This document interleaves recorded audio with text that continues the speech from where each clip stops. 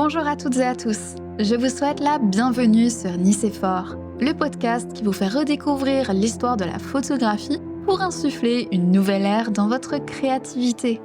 Vous écoutez Élodie Bonin et dans cet épisode, je vous parle d'Eugène Adjet et Bérénice Abbott.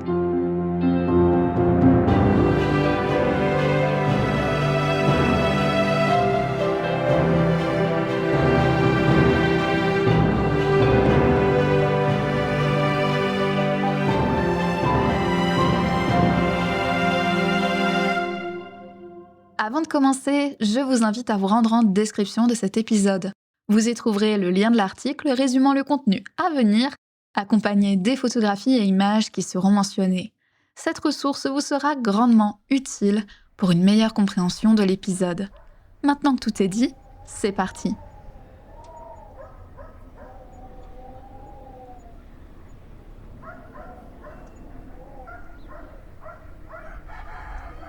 En ce matin du 12 février 1857, la lumière froide de l'hiver se pose délicatement sur les maisons de Libourne. La ville française s'éveille. Et, avec le chant du coq, résonne dans les ruelles pavées un cri de nourrisson.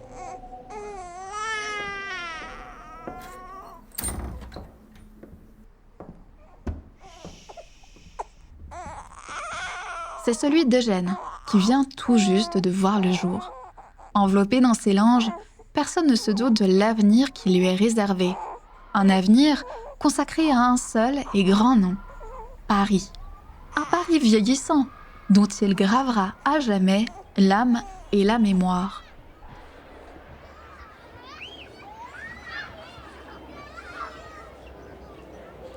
« 41 ans plus tard, de l'autre côté de l'Atlantique, à Springfield, une autre naissance a lieu, celle de Bérénice.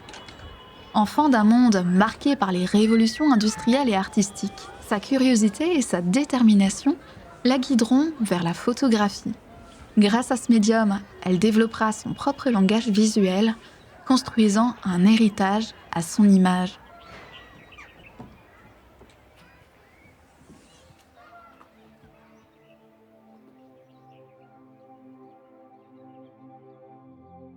Séparés par l'océan et le temps, rien ne semble lier ces deux destins. Et pourtant, une rencontre improbable et inattendue changera à jamais le cours de leur vie et celui de l'histoire de la photographie.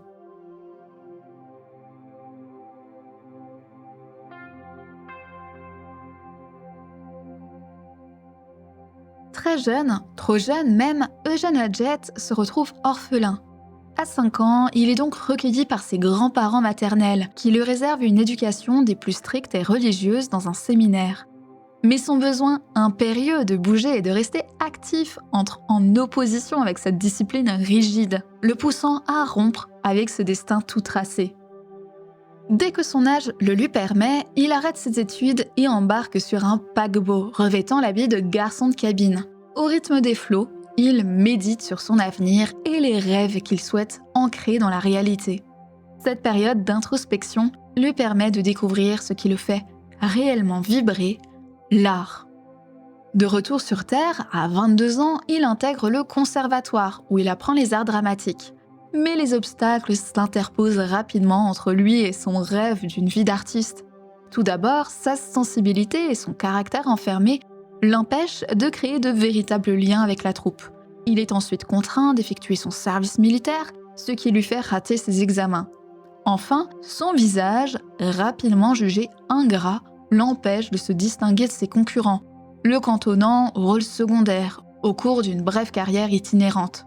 Bien qu'Eugène Adjet ait préféré passer sous silence cette période de sa vie, il est bon de rappeler que c'est grâce au théâtre qu'il s'ouvre à tout un cercle d'artistes parisiens, composé en grande partie de peintres. Ces derniers influencent le comédien en perdition, qui, contraint d'arrêter sa courte carrière après une infection des cordes vocales, s'essaie alors à la peinture, dans son petit appartement du cœur de Montparnasse.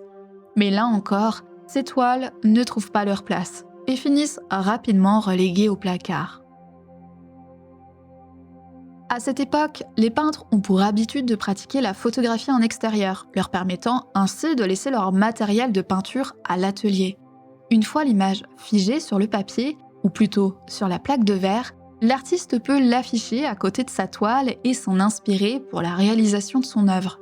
C'est à leur côté, en 1888, Eugène Adjet apprend le médium à des fins professionnelles. Sa vision est claire. Produire en autodidacte des images de végétaux, de paysages et d'objets divers pour les revendre aux peintres. En d'autres termes plus contemporains, à 31 ans, il souhaite créer une banque d'images spécifiquement dédiée au domaine de l'art pictural. En 1890, il vend son concept à ses clients sous l'appellation, et je cite Adjet, de documents pour artistes. Sa collection devient rapidement massive, et pour cause, son rituel est toujours le même. Levé dès l'aube, il explore quotidiennement les rues de Paris et sa banlieue.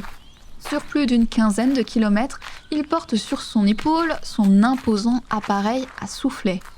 Le soleil levant projette l'ombre solitaire d'une silhouette courbée sous le poids de son matériel. Au détour d'une rue, il interrompt sa promenade, installe sa chambre noire sur un trépied en bois, ouvre sa caisse pour en sortir une plaque de verre qu'il enduit de produits chimiques. Une fois le cadrage trouvé, il insère la plaque dans le foyer, puis photographie.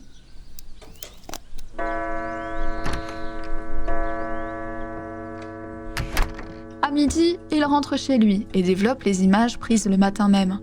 Une fois les négatifs obtenus, il s'installe sur son balcon où se trouve un châssis exposé à la lumière du jour. Il y place un papier citrate viré à l'or ainsi que le négatif fraîchement obtenu. Après une nouvelle exposition et un passage sous produits chimiques, l'image se révèle, teintée de ton brun, presque rouge.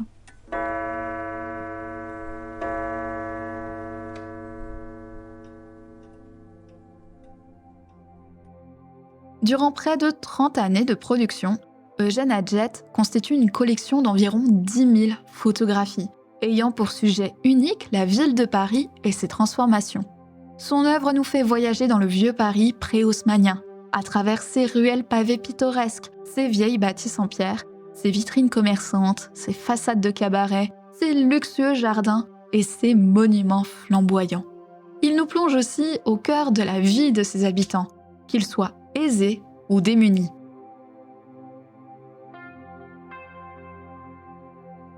Photographe du réel, Eugène Adjet privilégie le détail sans négliger l'esthétique de la lumière et l'atmosphère du sujet. Avec notre recul contemporain, il est possible de mesurer l'avance qu'il avait sur son temps, pratiquant déjà une photographie de la vérité, qualifiée plus tard de moderne et documentaire. Il y a 2 parties dans ma collection. L'art dans le vieux Paris et Paris pittoresque. L'intérêt du pittoresque, c'est que la collection est aujourd'hui complètement disparue. Par exemple, le quartier Saint-Séverin est complètement changé. J'ai tout le quartier depuis 20 ans, jusqu'en 1914, démolition comprise. En sillonnant les 20 arrondissements de Paris, Eugène Adjet capture la diversité architecturale et humaine de la capitale. Se distingue tout d'abord la vie de la bourgeoisie et de la noblesse, installée au cœur de Paris. Adjet documente ce mode de vie privilégié dans les jardins parisiens, notamment les célèbres jardins du Luxembourg. Leurs quartiers résidentiels sont également photographiés, qu'il s'agisse des façades d'un blanc immaculé ou des escaliers et cheminées en marbre, magnifiques et richement décorés. La collection photographique d'Adjet ne manque pas de contraste, car en plus de figer la grande richesse, il tient aussi à témoigner de la misère. Dans le 5e arrondissement, on observe des passants flânant dans le marché populaire, tandis que d'autres, plus curieux, s'arrêtent devant l'objectif pour observer le malheur des sans-abri. Mais c'est surtout dans la zone que le photographe préfère rendre compte de la précarité des chiffonniers et des brocanteurs. Là-bas, les moulins, laveries, tanneries et poceries déversent leurs eaux usées, répandant une odeur nauséabonde dans ce quartier, en grande majorité constitué de baraquements et de roulottes. Eugène Adjet profite également de ses promenades matinales pour immortaliser les monuments historiques de la ville. Parmi eux, des édifices encore existants, tels que l'Hôtel Matignon, l'Assemblée nationale, le Musée d'Orsay, l'Arc de Triomphe, le Palais de l'Élysée et l'Opéra Garnier. Le photographe s'attache également à capturer d'autres bâtiments voués à disparaître, tels que le château de la Reine Blanche, qui finira transformé en tannerie, ou encore le château des Ternes, dont il ne reste aujourd'hui que le corps de garde. Côtoyant ces bâtiments empreints d'histoire, Eugène Adjet s'arrête aussi devant les devantures des commerces. Il ne peut évidemment pas ignorer les célèbres Galeries Lafayette et le Printemps, mais il n'en oublie pas pour autant les cafés, pharmacies, bureaux de tabac, entreprises artisanales et étalages du ventre de Paris. Il en ressort une longue série de photographies de vitrines commerciales, parmi lesquelles se distinguent une boutique de vêtements pour enfants, une autre dédiée à l'habillement masculin, ainsi qu'un magasin de corsets. À ces quartiers marchands s'ajoutent de nombreux kiosques qui ponctuent la vie parisienne, ainsi que les marchands de rue spécialisés dans la vente de fleurs, mais aussi d'abat-jour. Les quartiers artistiques occupent également une place essentielle aux yeux du photographe, qui rencontre des artistes reconnus et émergents. Comme toujours, il n'hésite pas à immortaliser l'architecture des musées, des ambassades et des consulats, mais ce sont surtout les cinémas, théâtres et guinguettes qui l'attirent. Parmi eux, on peut citer le Théâtre des Batignolles, le Théâtre des Arts et le Théâtre Hébertot. Certains cabarets se démarquent tels que l'Enfer, le Lapin Agile et le Moulin Rouge. Il faut également mentionner la place du Tertre, considérée comme un haut lieu des arts modernes à l'aube du XXe siècle, où se croisent Max Jacob, Apollinaire et Francis Carco. Au même titre que la vie artistique, Eugène Adjet tient à mettre en lumière l'essor industriel de la capitale, les voies ferroviaires qui longent les entreprises artisanales de meubles en bois, ainsi que les entrepôts de tonneaux et les gares de marchandises. Enfin, pour clore cette vaste exploration des thèmes qu'il passionne, Eugène Adjet documente la vie même des Parisiens, notamment à travers les fêtes populaires, comme la foire du trône, autrefois appelée foire au pain d'épices.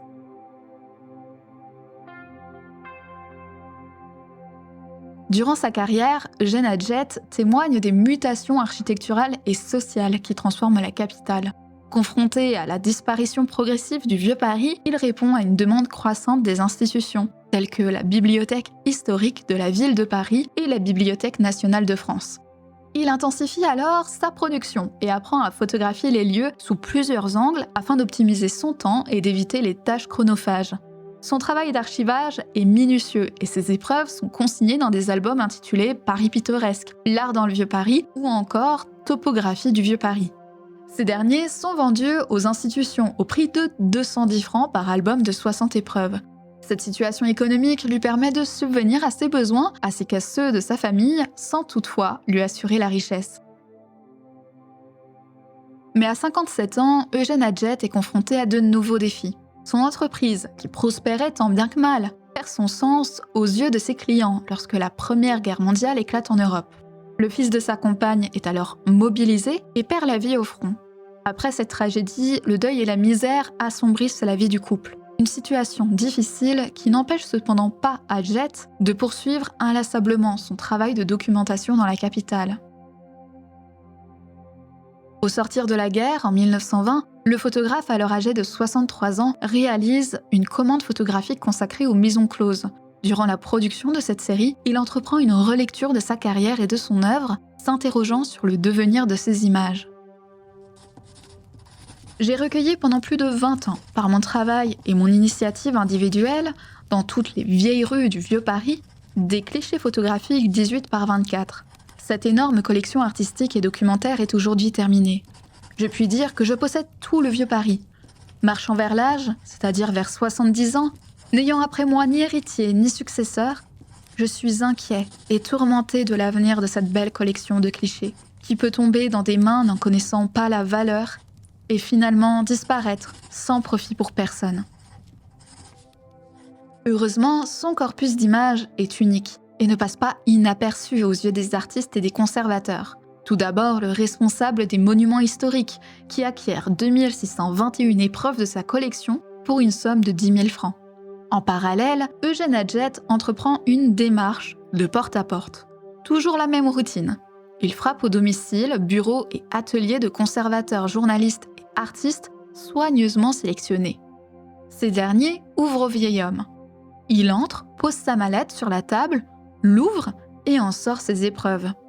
Son hôte fouille, trouve quelques photographies à son goût, paie, et Adjet repart aussi discrètement qu'il est arrivé. C'est ainsi qu'il fait la rencontre de Léopold Zborowski, plus connu aujourd'hui sous le nom de Brassailles, mais aussi de Man Ray, qui est devenu son voisin. À peine la mallette ouverte, ce dernier y perçoit bien plus qu'un Paris disparu. Il découvre des images poétiques de rues désertées, empreintes d'une atmosphère mystérieuse. De fil en aiguille, une amitié se tisse entre les deux voisins, à tel point qu'Adjet se rend régulièrement dans l'atelier de Man Ray pour lui présenter de nouvelles photographies.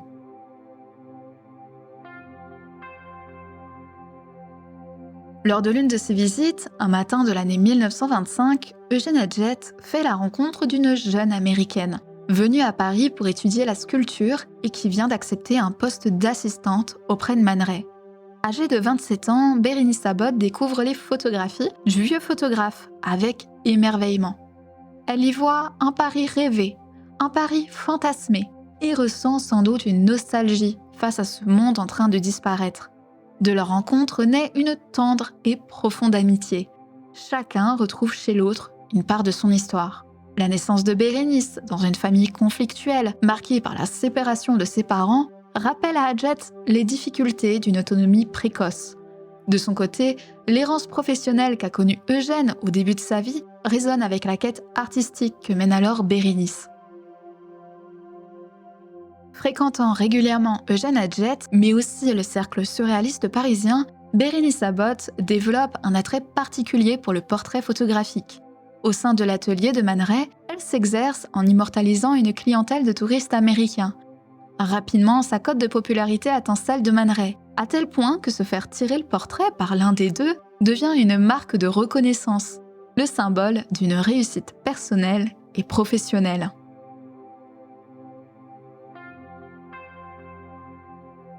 L'année suivant leur rencontre, Eugène Adjet et Bérénice Abbott vivent tous deux un tournant décisif dans leur vie et leur héritage photographique respectif.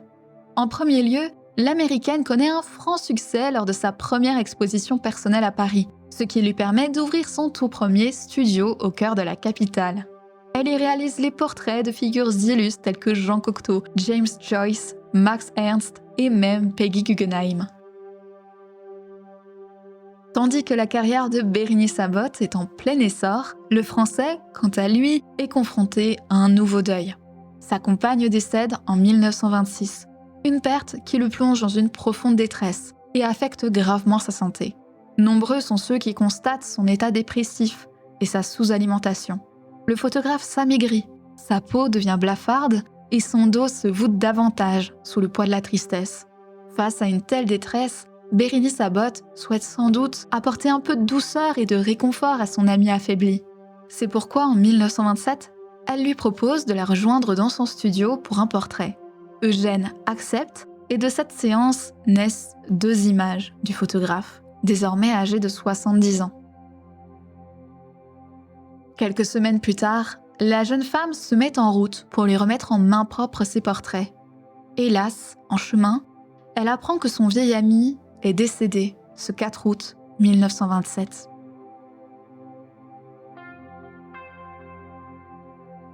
Très rapidement, pour ne pas dire immédiatement, Bérénice s'interroge sur l'avenir de l'œuvre photographique de son amie. Elle entame alors des négociations avec André Calmette, ami et exécuteur testamentaire d'Eugène Adjet. Après plusieurs mois de discussions, Bérénice parvient à acquérir une partie de la collection du photographe comprenant 1400 négatifs sur verre et près de 7800 tirages. Dès lors, Bérénice Abbott se donne pour mission de faire reconnaître l'œuvre d'Adjet.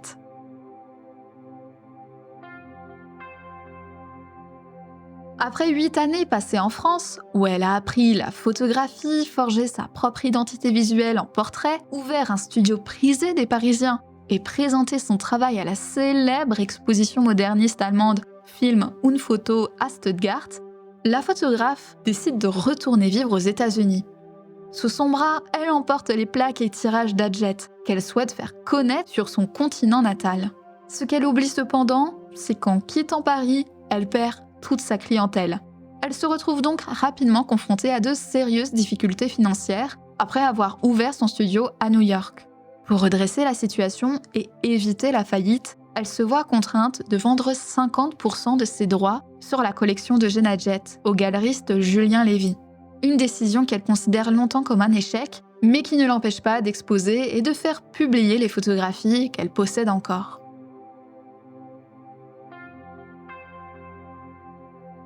Au début des années 30, Bérénice Sabot devient témoin de profondes mutations sur le paysage urbain de New York. Et pour cause, la ville est confrontée à de multiples défis face auxquels le gouvernement doit remédier. Tout d'abord, New York connaît une explosion démographique sans précédent en ce début du XXe siècle, passant de 3,6 millions d'habitants en 1900 à 6,9 millions en 1930. Une augmentation considérable de la population causée en grande partie par l'immigration massive des Européens vers le continent américain en passant par Ellis Island. Mais cette explosion démographique est également causée par la Grande Dépression, survenue après le crash boursier en 1929. Les populations durement touchées du sud des États-Unis, notamment afro-américaines, viennent chercher un travail au cœur de la ville. Mais contre toute attente, cette capitale économique n'est pas épargnée par la crise. Ses habitants les plus précaires se confrontent au chômage et doivent vivre, pour les plus chanceux, dans des immeubles insalubres. Et pour les malchanceux, dans des abris de fortune à l'intérieur même de Central Park. Pour remédier à cette crise démographique, le programme du New Deal, proposé par le président américain Roosevelt en 1933, lance un projet de financement pour l'amélioration des infrastructures de la ville les plus durement touchées. Mais contrairement à Paris qui pouvait étendre sa surface au profit des transformations haussmanniennes, New York est une ville insulaire. Limitée par les fleuves, elle doit donc opter pour une extension verticale. C'est ainsi que l'architecte urbaniste Robert Moss est mandaté pour une transformation sans précédent dans cette zone urbaine. Des chantiers de logements sociaux modernes s'installent en vue de remplacer les bidonvilles. Par la construction de tours résidentielles et de bureaux, l'espace urbain augmente sa capacité de logement sur des parcelles plus réduites. On voit aussi les premiers gratte-ciel au style art déco se construire dans les années 20, lançant une réelle compétition dans le milieu architectural, à qui construira le plus beau et le plus grand gratte-ciel new-yorkais dans les années 30. Est alors privilégié des matériaux de luxe, tels que l'aluminium et l'acier inoxydable. New York s'améliore également sur son réseau de transport, adaptant ses avenues à la circulation de véhicules automobiles et en améliorant son réseau de métro. Pour mettre au profit ce projet, des emplois dans le domaine du bâtiment sont alors créés. On détruit les maisons, on redessine les rues et on construit un horizon neuf et spécifique à la ville. À l'instar de Paris que Eugène Jet a immortalisé, New York se retrouve à un tournant où l'architecture ancienne se voit remplacée par une architecture moderne.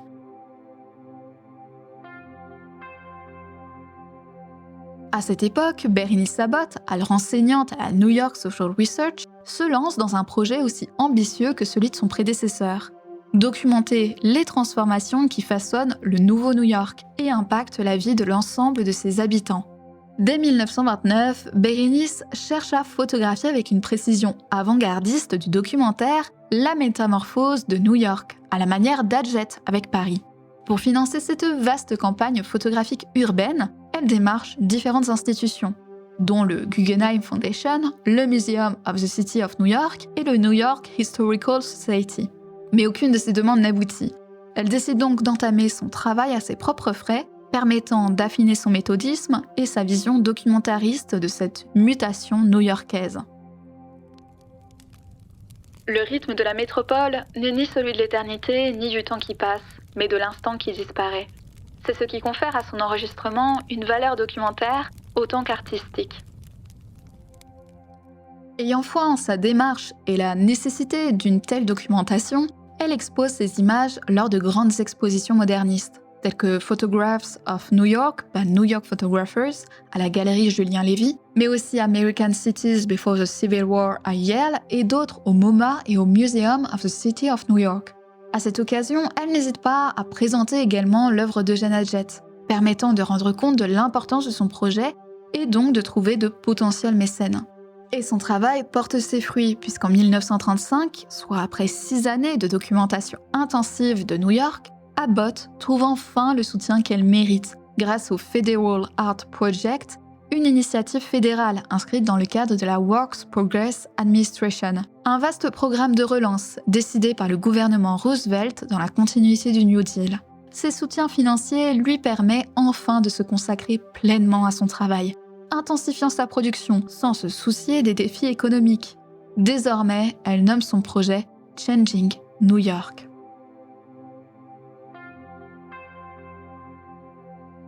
Changing New York est produit à l'aide de différentes techniques photographiques, explorant des angles variés comme les plongées et contre-plongées, et jouant avec la superposition des brownstones, autrement dit les maisons typiquement new-yorkaises en grès et rouge, sur les gratte-ciel émergeants de la ville.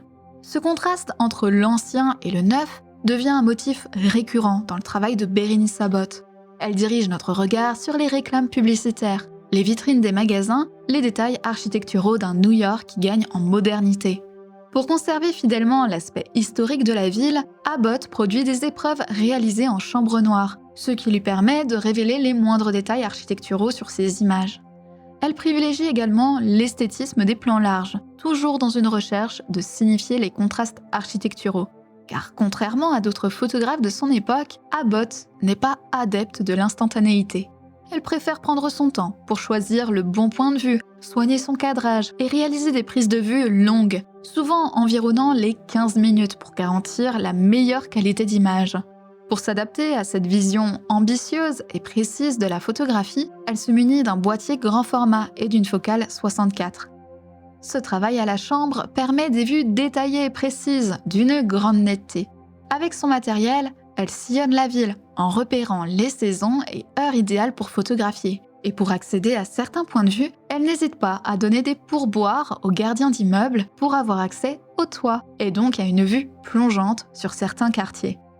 Sa démarche méthodique et artistique inscrit son nom parmi les plus grandes figures de la photographie documentaire, influencée par l'héritage d'Adjet, sans oublier de développer son propre style. Au total, Bérénice Sabot produit plus de 300 négatifs. Et pour rendre son projet le plus complet possible, elle s'entoure d'une équipe de chercheurs chargés de collecter une multitude d'informations complémentaires, qu'il s'agisse de cartes, de descriptions de bâtiments, fonctionnement des commerces et coupures de presse. Le projet Changing New York est lancé à la même époque que la Farm Security Administration, une organisation gouvernementale qui dispose d'une équipe de photographes missionnés dans les terres des États-Unis pour documenter les ravages de la Grande Dépression. Ces deux projets sont perçus par le gouvernement comme complémentaires. Mais cette vision freine quelque peu l'ambition de Bérénice Sabot, qui aurait souhaité étendre son projet à l'ensemble du territoire américain. Néanmoins, les deux séries photographiques, l'une urbaine et l'autre rurale, sont présentées ensemble en 1938, lors de la première exposition photographique internationale du Grand Central Palace à New York. Une reconnaissance importante qui marque le début d'une nouvelle ère pour la photographie documentaire aux États-Unis. En ce qui concerne sa soif de prolonger son projet à l'extérieur de New York, Bérénice devra attendre 1954. Cette même année, elle voyagera sur la célèbre route 1 qui s'étend de la côte du Maine jusqu'à la Floride. Un périple qui l'amènera à photographier des paysages et des villes qui viendront enrichir son œuvre avec des images de l'Amérique profonde.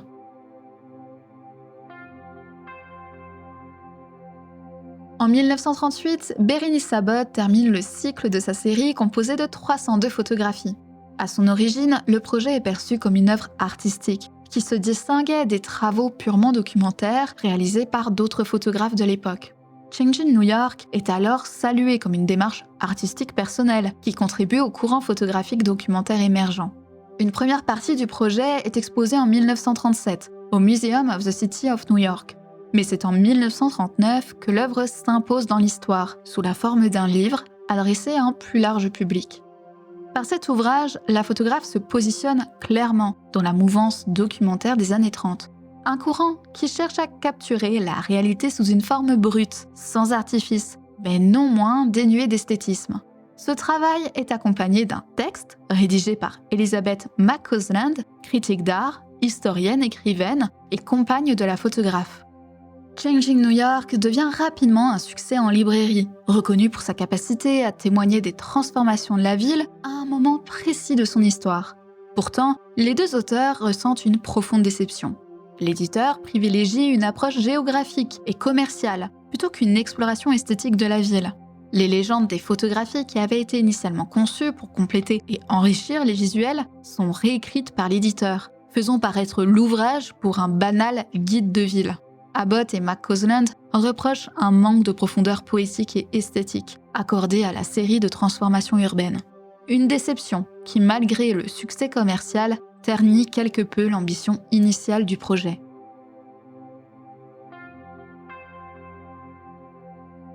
Après la publication de Changing New York, Bérénice Abbott explore de nouveaux domaines photographiques.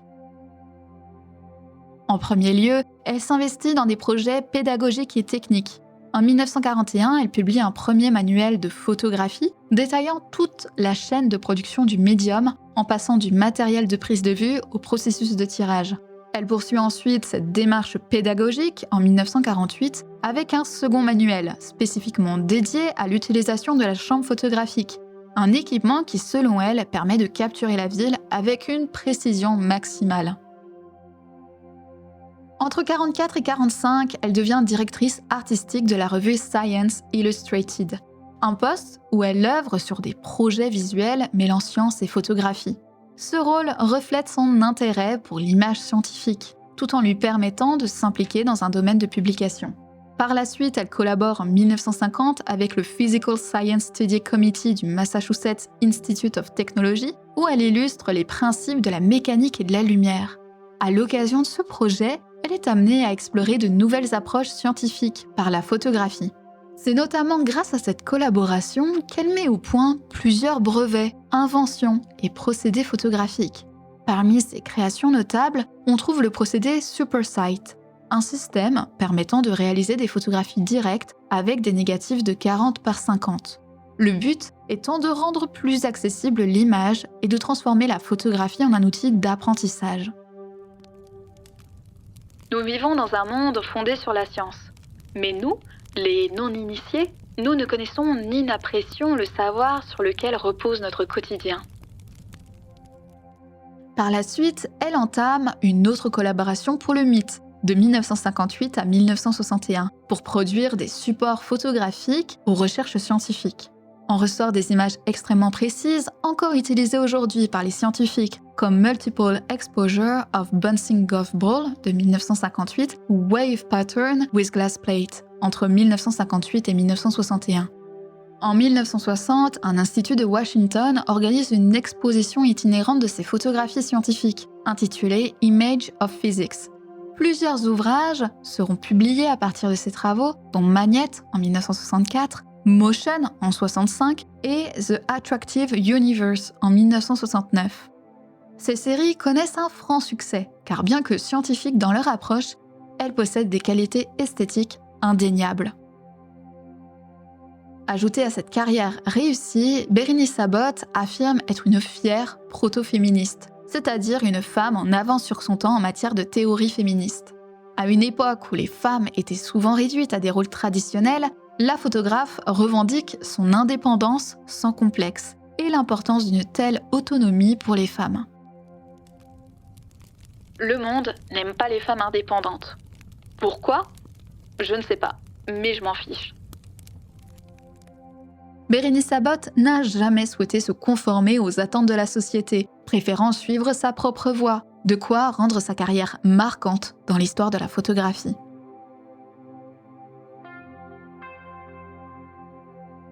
Si Eugène Adjet n'a pas connu la reconnaissance de son vivant, c'est en grande partie grâce à Bérénice Abbott que son œuvre a traversé le temps. Dès 1930, elle publie une monographie consacrée à ses photographies, amorçant ainsi la redécouverte d'Adjet à l'échelle internationale. Puis en 1964, elle renforce encore cet héritage en publiant The World of Adjet, un ouvrage qui consacre définitivement son rôle dans la préservation et la diffusion du travail du photographe.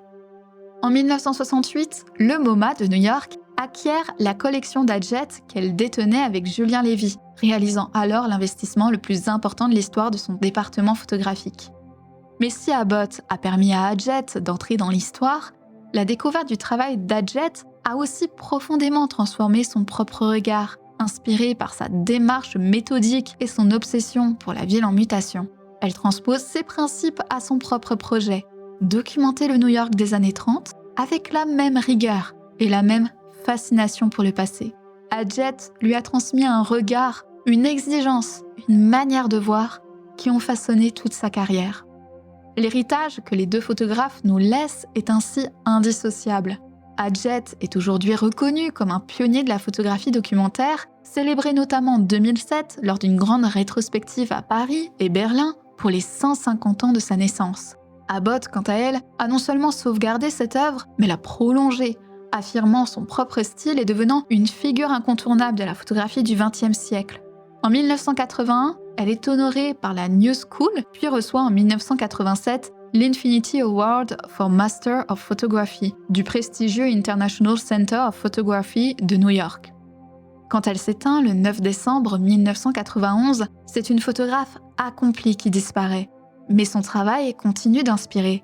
Aujourd'hui encore, Adjet et Abbott nous rappellent que la photographie est avant tout un témoignage du monde, de ses perpétuelles transformations, et que ce regard, s'il est suffisamment fort, peut traverser les âges.